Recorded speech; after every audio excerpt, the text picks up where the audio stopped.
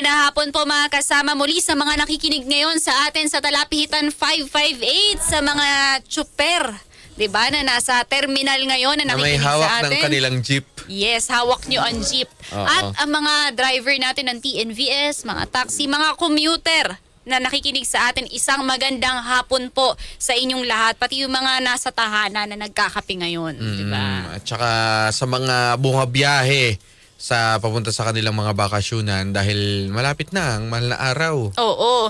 At syempre, bago tayo tumungo sa isa pa nating interview, no? Meron ulit. Kung ano yung naririnig nyo ngayon, Ay parang Ito, hawak ito. mo ang jeep ang Oo. naririnig ko. di ba? Sila yung nasa likod nito. Ah, okay. At alamin natin yung kanilang posisyon tungkol sa mga nangyayaring issue ng lipunan dito. Ayun nga, bago yan ibigay natin ang ating tanong of the day na uno. Dos. Tres, tanong. Kung ikaw ang nasa gobyerno, ano ang unang gagawin mo para matulungan ang mga driver at commuter sa gitna ng pagtaas ng presyo ng langis? Maaari kayong mag-comment sa aming Facebook Live sa DZXL News at syempre share nyo rin para mas marami tayong mapag-usapan. At mag-text na rin kayo sa aming text line 0961-630-7106. Huwag natin patagalin. Pakilala mo na partner. Partner! Pakilala mo na partner ang ating mga kasama ngayong hapon.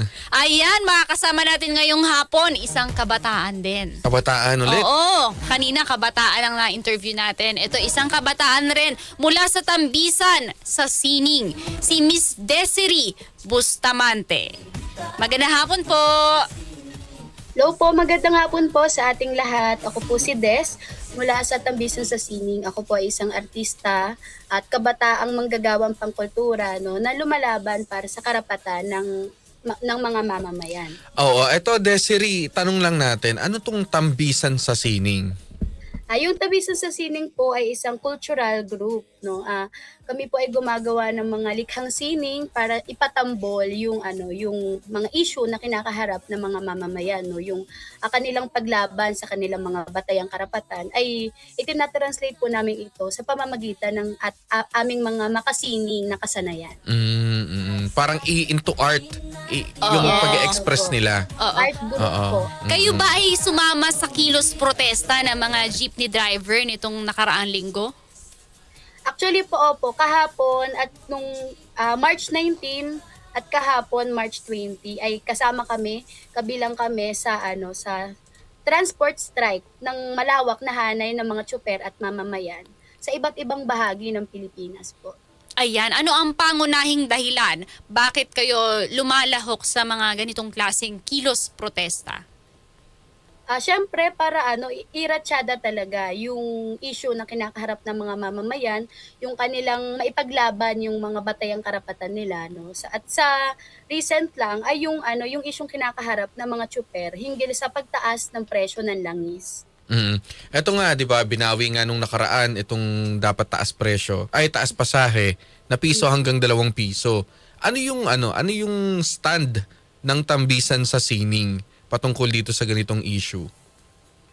Yung fare hike po kasi ay parang deserve talaga siya ng mga tsuper dahil siya dagdag na lang sana doon sa kinikita ng mga tsuper. Kasi simula nung nagtaas yung presyo ng langis, malaki talaga yung nawawala sa kinikita ng mga tsuper, no, lalong-lalo na yung mga ordinaryong drivers.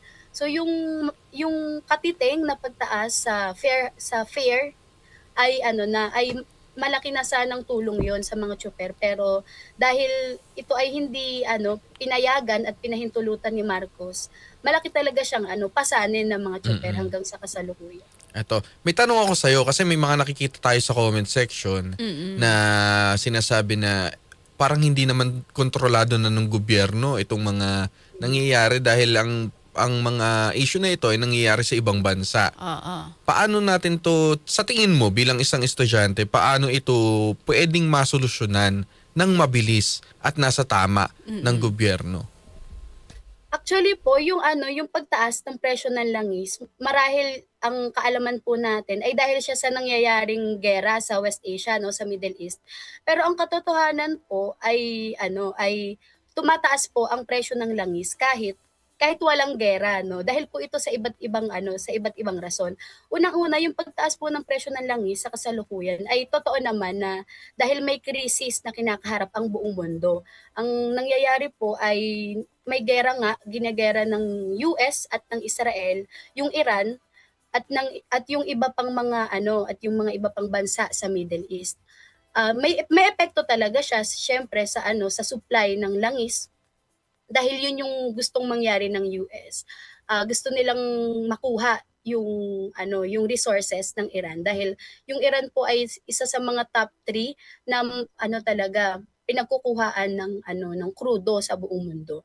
Ayan, ano naman ang epekto nito sa ating mga mag-aaral, sa inyong mga estudyante at mga kabataan? Kung bakit tayo sumasali dito o lumalahok sa mga kilos protesta sa kalsada?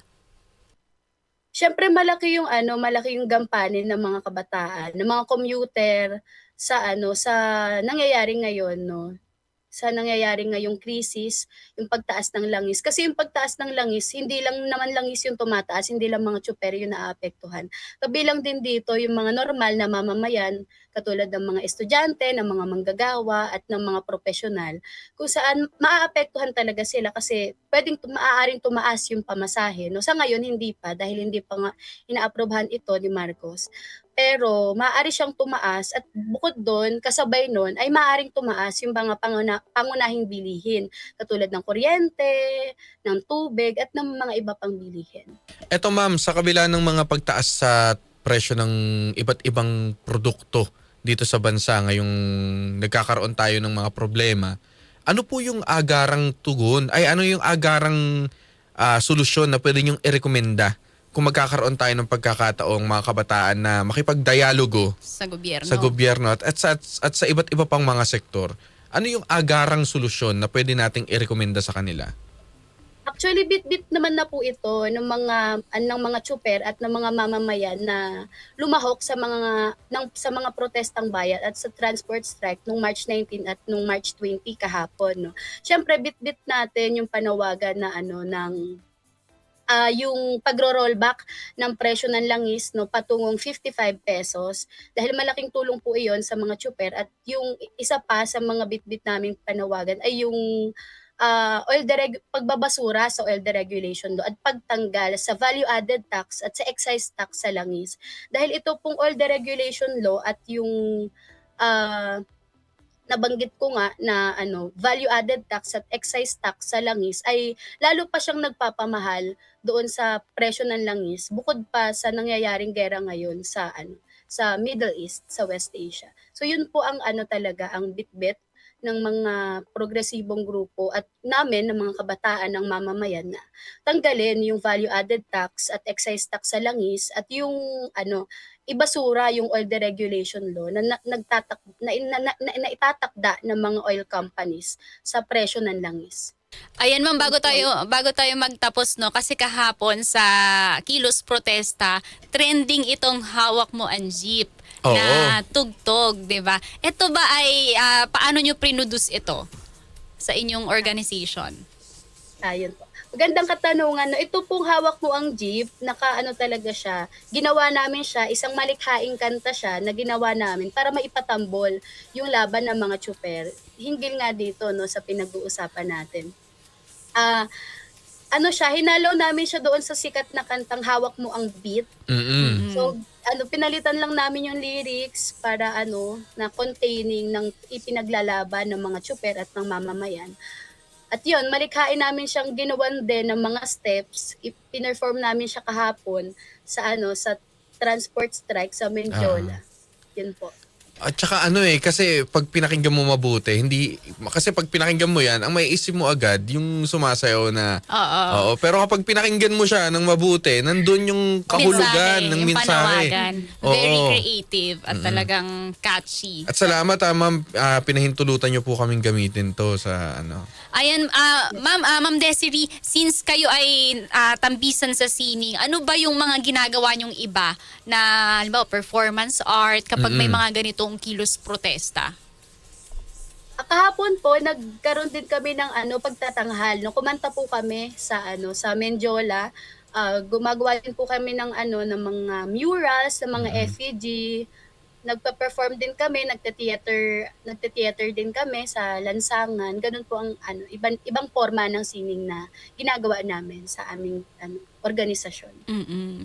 Ayan, maraming salamat po dahil ginagamit nyo ang sining para makapagpamulat, 'di ba? Hindi lang mga kabataan kundi pati ng mga sa mga ordinaryong Pilipino, at sana tuloy-tuloy po ito na gamitin natin yung sining sa mga ganitong paraan. Opo, ma'am, salamat po at sinasabi lang po namin na bukas po ang aming himpilan kung sakali man na magkakaroon tayo ng panayam ulit. Oo. At baka meron kayong mga future activities sa inyong organisasyon, ma'am. May gusto kayong batiin, pasalamatan, or i-shout out. Nagpapasalamat po ako sa inyo, sa DZXL News, sa pag-imbita sa Tambisan sa Sining. At syempre, iniimbitahan ko rin po ang mga tsuper, ang mga mamamayan, na sumama sa mga susunod na pagkilo, sa mga susunod na welga. At yun po, para talaga natin, maipaglaban natin at makinig ang kasalukuyang gobyerno sa ating mga hinaing. At pwede nyo rin pong mapakinggan yung Hawak Mo ang Jeep na kanta ng Tambisan sa Sining sa aming mga social media platform, sa Instagram, sa Facebook at sa TikTok. Ayan, ma'am. Kailangan po. Last, kailan po ang specific date ng mga susunod na welga? Wala pa po sa kasalukuyan, pero probably next week po ay magkakaroon ulit ng mga tigil pasada ng mga transport strike ang mga tsuper. Ayan, so asahan ulit namin kayo doon na makikita namin kayo sa Kilos Protesta. Tama po? Tama po. Ayan. Maraming salamat po. Si Ma'am Desiree. Salamat po. Opo, maraming salamat Ma'am Desiree Bustamante ng Tambisan sa Sining. Ayan, mabuhay ang mga kabataan na talaga